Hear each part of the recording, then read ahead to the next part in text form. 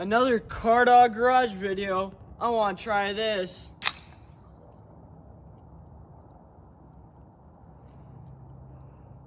And today, guys, I'm going to be showing you how to clean the carburetor on your Ghost racing engine.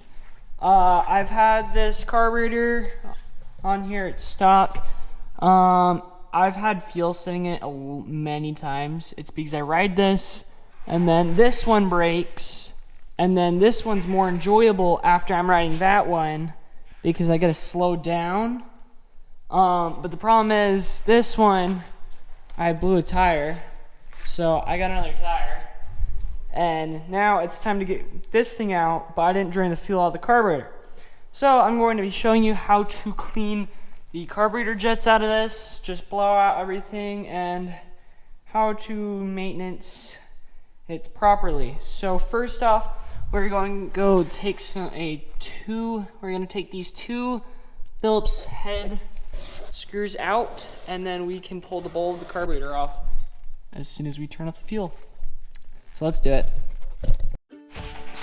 So like I said, turn the fuel off and pull these two screws off.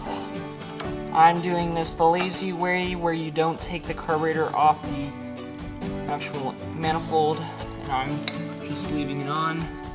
You can do this way, or you can do it the right way and pull it off and clean it out the proper way.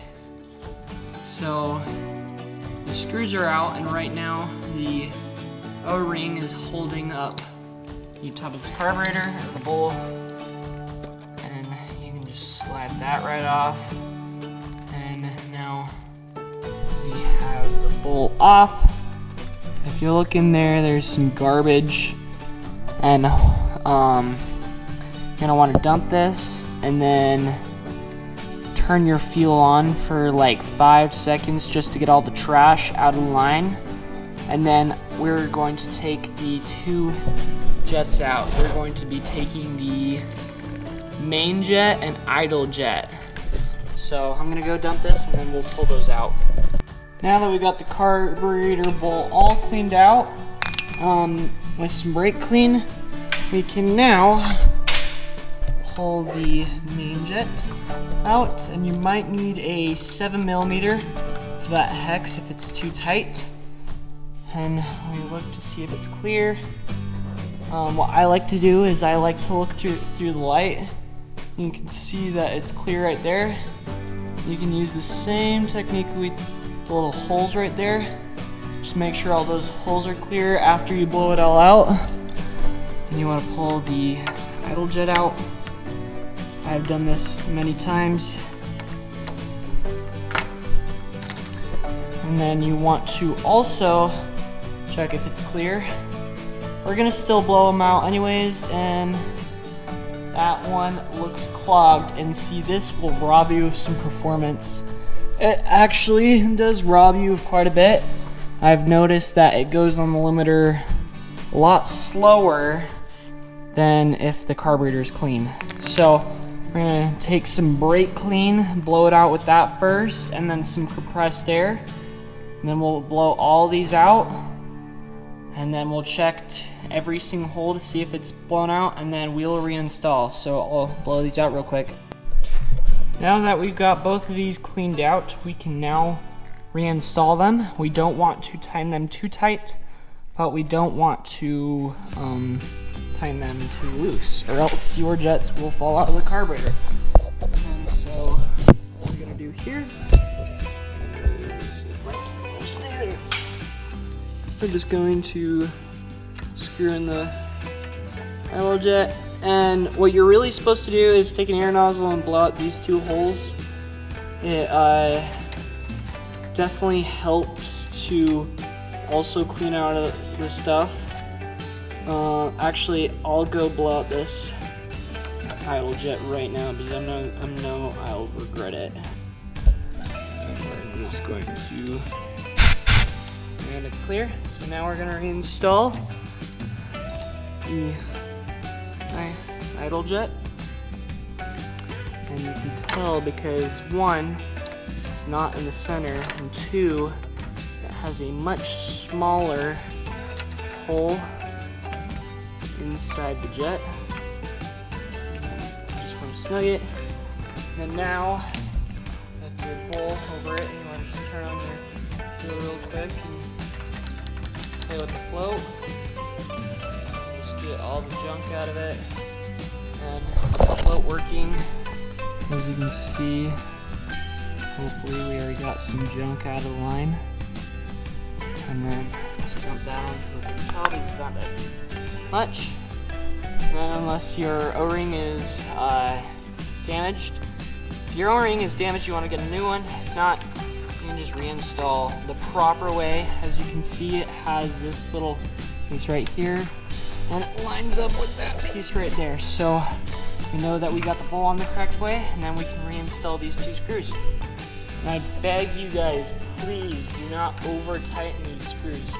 Just like the idle juts, they just need to be snugged a tiny bit. I have worked on so many carburetors. I've cleaned so many carburetors where the people just crank on them when they're done. Then I come in because their carburetor isn't working properly and it needs to be cleaned. And I try and pull these screws off and I have to get a pair of vice grips. It annoys the absolute living crap out of me, guys. So please do not over tighten these. It's just a tiny snug. Just a tiny snug. It already has locking washers on it to hold it. You do not need to crank on these guys. I beg it you. Alright, so now that we got the bowl back on, we can turn the fuel back on, let it all drain in, and it should run better now. So let's go take it out real quick. After I put a new tire on this, which I'll show you right now. So, that's this one. You ready? 3, 2, 1.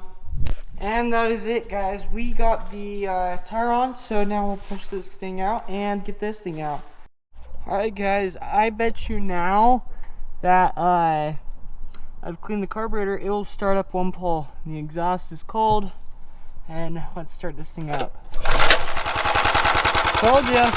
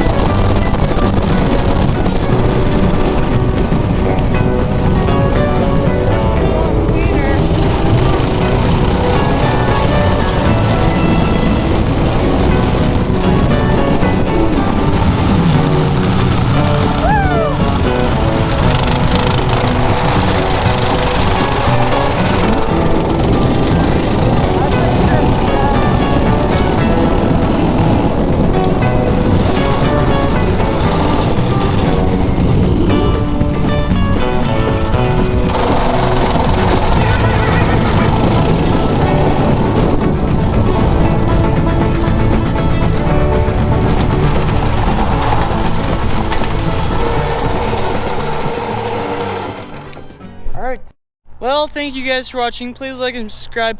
I hope you got something out of this video, and if you did, hit comment and hit the like button. Why not?